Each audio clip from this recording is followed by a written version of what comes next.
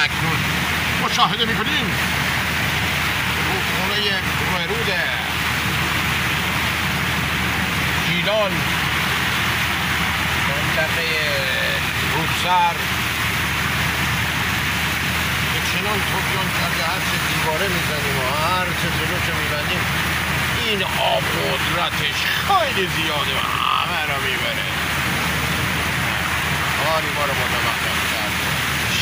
روز تا شب ما دیواره میزنیم، شب صبح که میگم همه را آب برده، کیسه ها را، جاده را، همه را.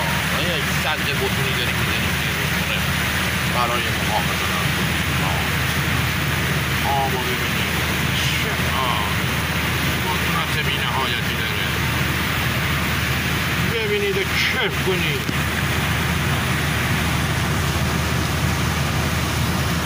در گیلان بینندگان عزیز